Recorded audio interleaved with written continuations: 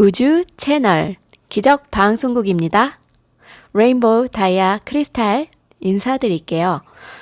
오늘은 2020년 8월 16일 일요일입니다. 자, 어제가 광복절이었죠? 우리 독립운동가들, 그들을 위해서 침묵의 시간, 그들을 생각하는, 그들의 영혼을 달래는 시간, 감사하는 시간을 전 가졌었습니다. 우리 우주님들과 함께 모두 공유한 시간이었기에 모두들 사랑과 감사, 축복을 보내드렸으리라 생각됩니다. 감사 읽기 먼저 진행할게요.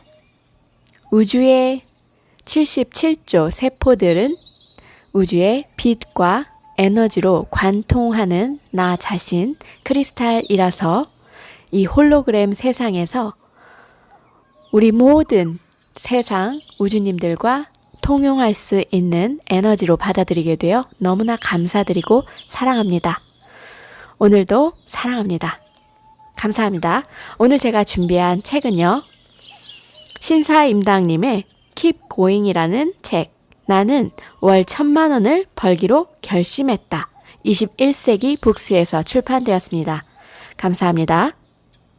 우리 신사임당님, 바로 주언규님도 부자가 되는 비결은 무엇일까요? 했을 때 바로 운입니다 라고 말씀하십니다. 이 운이란 어떤 걸까요? 이 운은 어떻게 나에게 돌아오는 걸까요?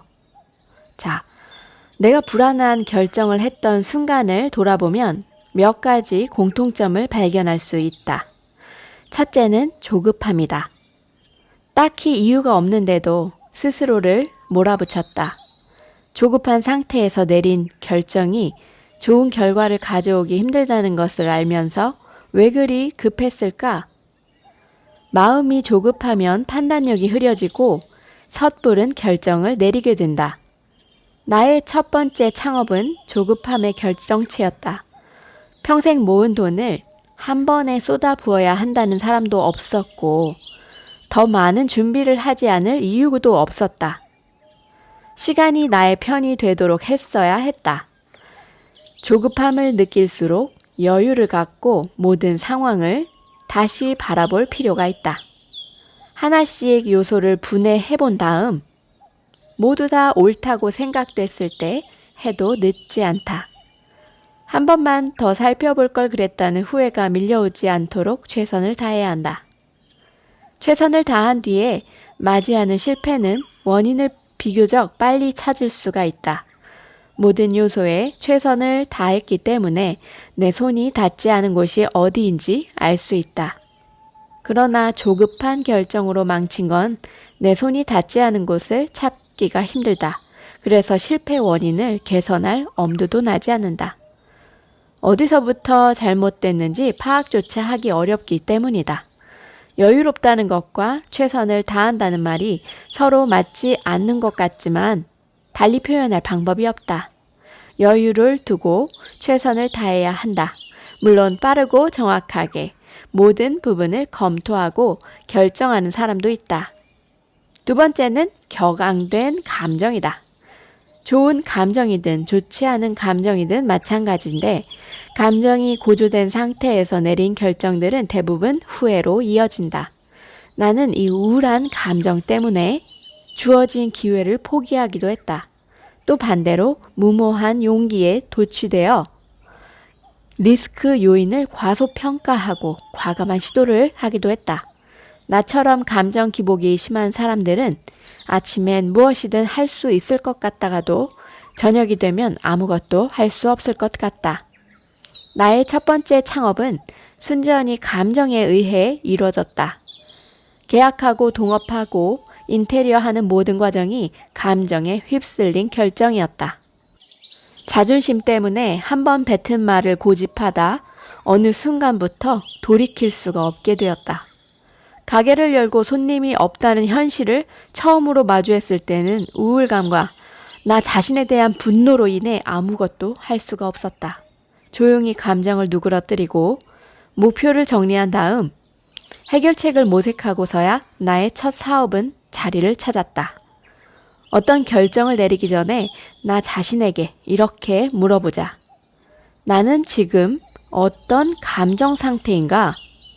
감정이 누그러지고 평온한 상태로 돌아갔을 때 다시 한번 생각해 보면 그리 심각한 상황이 아닐 수도 있고 반대로 생각보다 긍정적인 상황이 아닐 수도 있다. 감정을 버리기는 어렵다. 그러나 가끔씩 찾아오는 감정에서 벗어난 순간 그때를 놓치지 말고 중요한 결정을 내리는 게 좋다. 세 번째는 그 결정을 지켜보는 타인이 있었다. 계약 당사자 외에 다른 사람을 말하는데 내 감정만으로도 냉철한 판단을 내리기 힘든데 하물며 타인의 감정까지 신경 쓰면 올바른 결정을 내리기 더더욱 어렵다. 잘못된 방향으로 가고 있든 잘못된 결정을 내리든 그때의 나를 돌아볼 필요가 있다. 나의 문제점이 무엇인지, 나의 심리 상태가 어떤지를 알면 같은 실수를 반복하지 않을 수 있다. 이기적으로 사는 법. 세상에는 급한 일과 중요한 일이 있다.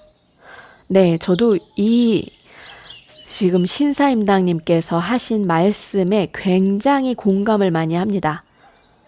급한 일은 작은 알로 보고 중요한 일은 큰 알로 본다면 한 항아리에 큰 알과 작은 알 중에 어떤 것을 먼저 넣겠습니까? 이런 질문을 한번 곰곰이 생각해 볼 필요가 있습니다.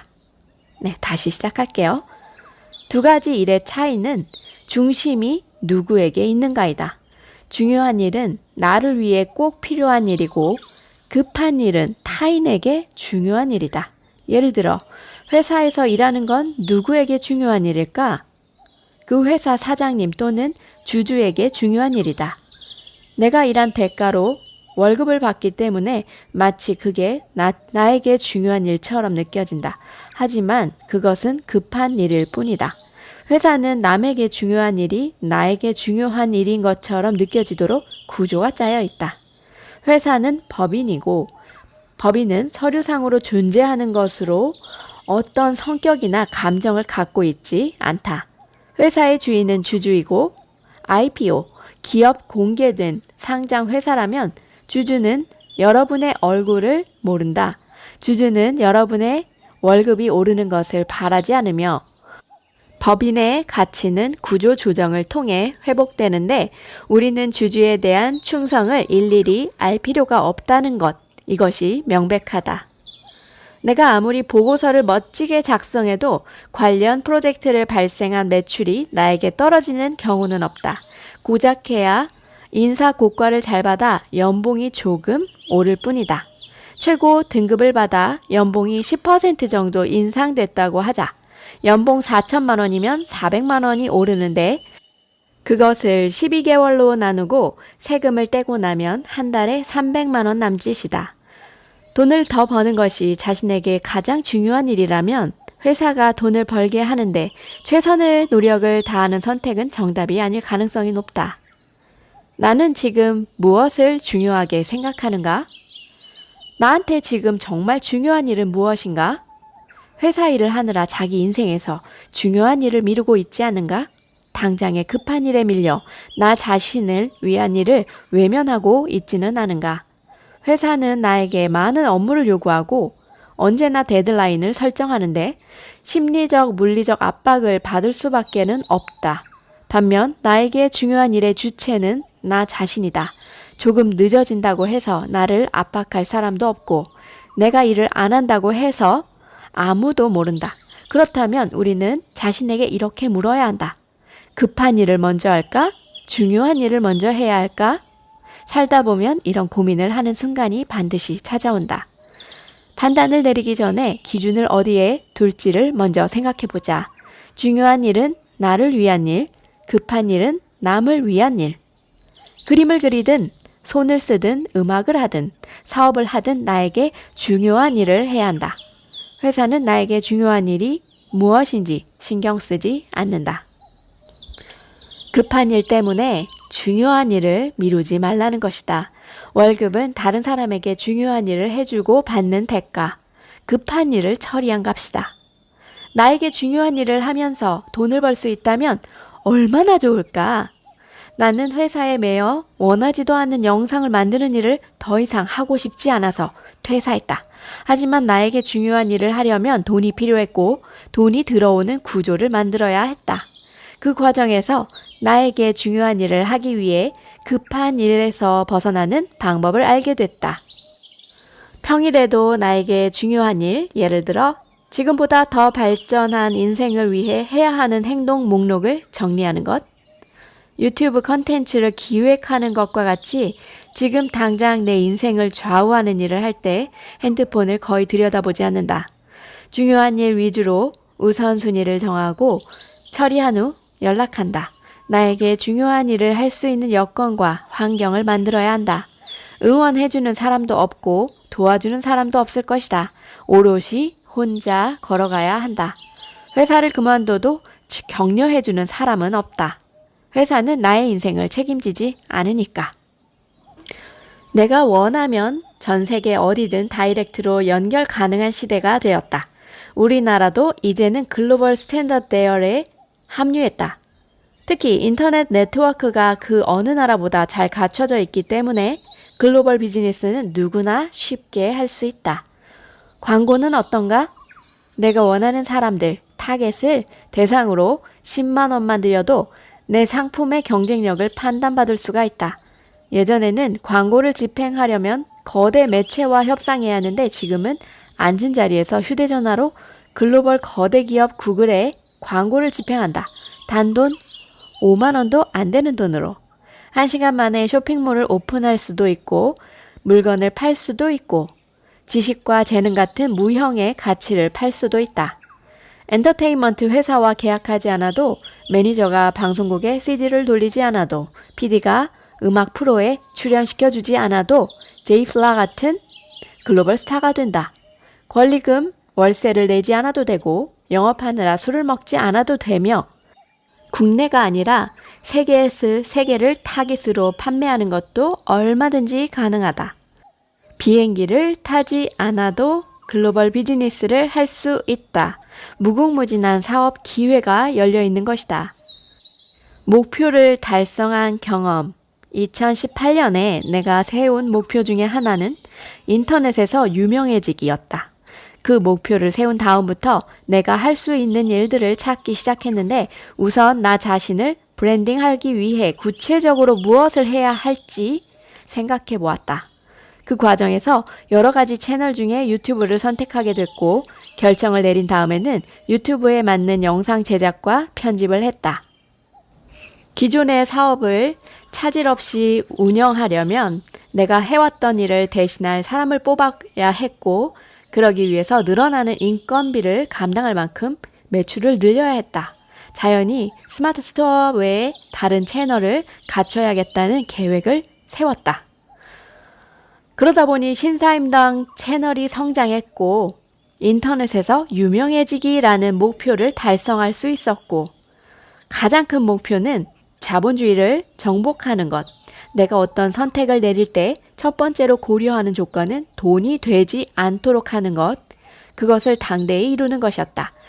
그런데 부의 서행 차선으로는 당대에 그것을 이루기 어렵다는 사실을 깨닫고 목표를 다음 세대, 즉 내 아이 세대의 자본주의를 정복하는 것으로 정했다. 그 목표를 이루기 위해서 지금 내가 할 수 있는 일을 할 뿐이다. 지금 하고 있는 온 오프라인의 사업과 유튜브 강의, 부동산 임대업, 책 쓰기 등은 자본주의 정복을 향해 가는 걸음걸음이다. 책 쓰기도 먼 훗날의 계획 중 하나였다. 적어도 40대가 됐을 때쯤 기회가 오리라 생각했다. 그런데 천천히 한 걸음씩 내딛다 보니 자연스럽게 여러 길들이 보이기 시작했다. 큰 목표를 두고 하루하루를 열심히 살다 보니 그렇게 된 것 같다. 운이 따라준 덕분이다. 네, 우리 우주님들 오늘 우리 Keep Going 신사임당님의 책 Keep Going을 읽어보았습니다. 지금 당장 사업을 시작해야겠어요. 그러기 위해서는 당대에 이루려는 꿈을 가지고 아니면 우리 아이 세대 그 당대의 꿈을 이루기 위해서 목표를 세우고 당장 시작해야 합니다. 생각과 행동을 분리해서 하루는 할 일을 잘게 나누는 데 쓰고 그 다음 날부터 하나씩 실행해 나가면 됩니다. 우리 실패해도 다시 일어서기로 해요. 이 시도가 많고 리스크를 담담하게 받아들이는 우리 성공한 성공인들, 바로 우리 우주님들과 저 다이아 크리스탈이 아닐까. 힐킵 고잉에서 나오는 우리 아주 소중한 말 한마디 한마디를 그분과 함께, 그리고 우리 모두 이 홀로그램 세상에서 서로 미러링을 통해서 이렇게 보여주고 실행하고, 그리고 서로 응원해주고 하면 우리 모두 다 이루어내지 않을까 합니다. 우리 우주님들, 오늘도 제 낭독 잘 들어주셔서 너무너무 감사드립니다. 우리 모든 분들 하나하나 한 분 한 분 다 찾아가도록 하겠습니다. 사랑합니다.